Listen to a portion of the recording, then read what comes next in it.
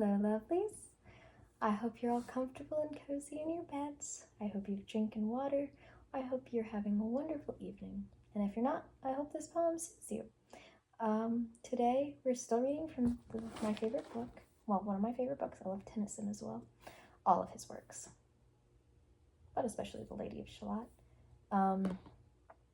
Echoes of Life, or Beautiful Gems of Poetry and Song. And we're reading one of my favorite poems, actually, and it's called Old Ironsides. And a little backstory is this poem was written as in a newspaper to help save the ship, and a way to beg children to give their pennies and stuff in school so that they could repair the ship, because she was a national treasure. I say national treasure, but she was a treasure. I don't know if she was a national treasure, but she's a national treasure to me. And that's why the poem was written, because this guy, Oliver Wendell Holmes, loved the ship so much he wanted to save it. And so he wrote this poem. And this is proof that words do, in fact, change history and life. Funnily enough, I have this thing almost memorized, so the book is just here for props. Ah, tear her tattered ensign down, long has it rained on high, and many an eye has danced to see that banner in the sky. Beneath it rung the battle shout and burst the cannon's roar. The meteor of the ocean's air shall sweep the clouds no more. Her deck once red with heroes' blood, where knelt the vanquished foe, when winds were alluring o'er the flood, and waves were white below. No more shall fear the victor's tread, or know the conquered knee. The harpies of the shore shall pluck the eagle of the sea. Or better that her shattered hulk should sink beneath the wave. Her thunder shook the mighty deep, and there should be her grave. Nail to the mast her holy flag, set every threadbare sail, and give her to the god of storms, the lightning and the gale. It just goes to show, you can make people feel sorry for anything if you try hard enough. And we're going to read another poem, because that one is very short, and this one is going to be called, well, let's see. This one is called, well, I don't know, should I stop or should I keep going?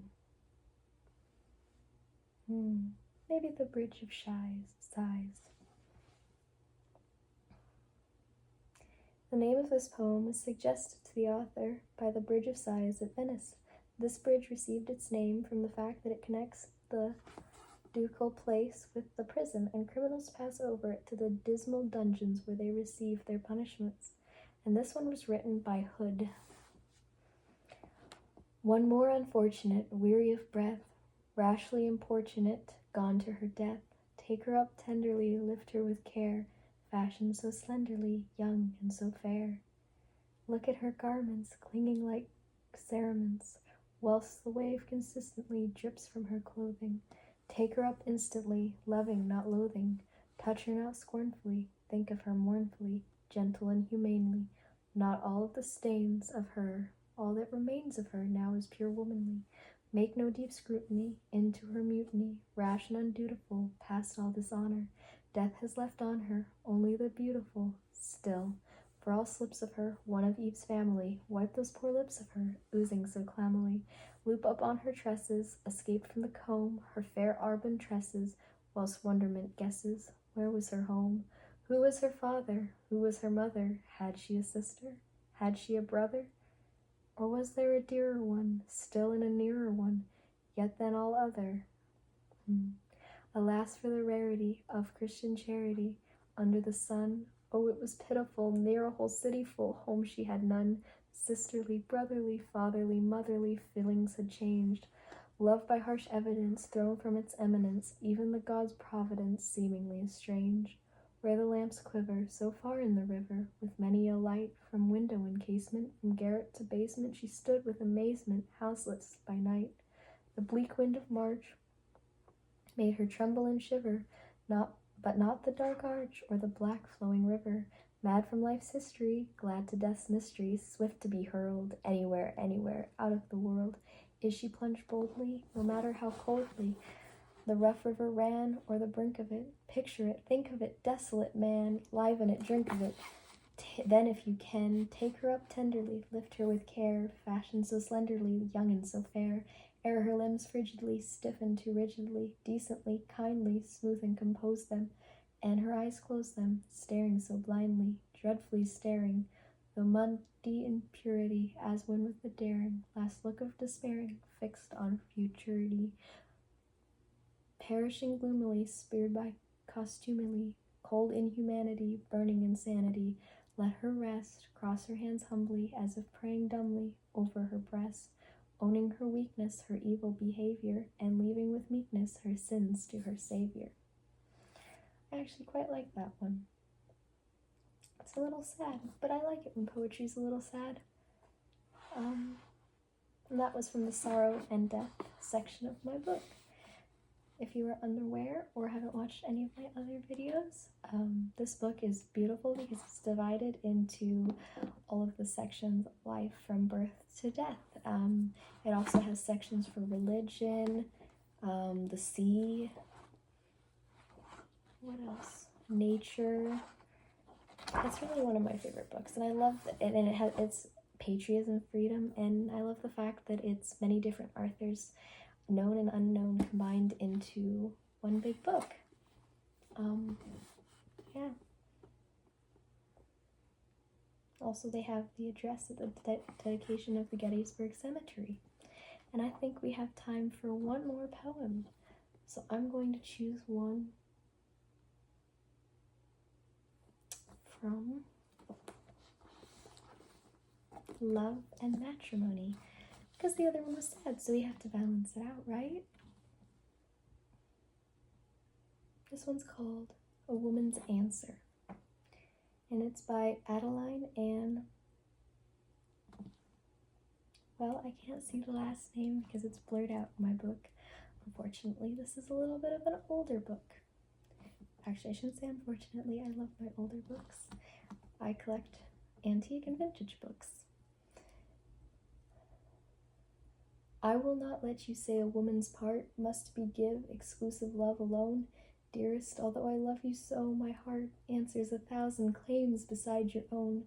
I love, what do I not love?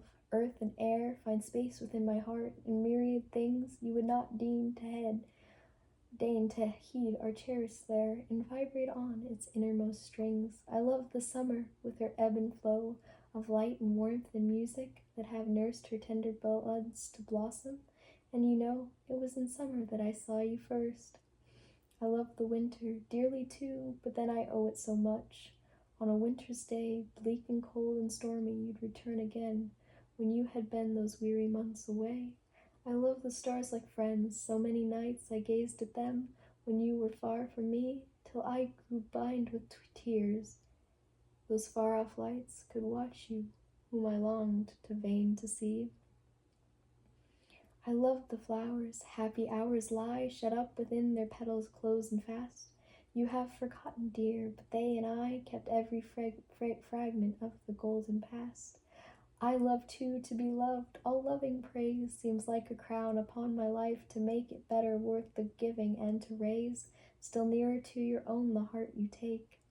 I love all good and noble souls. I heard one speak of you but lately, and for days, only to think of it, my soul was stirred in tender memory of such generous praise. I love all who love you, all who owe comfort to you, and I can find regret even for those poor hearts who once could know and once could love you and now could forget.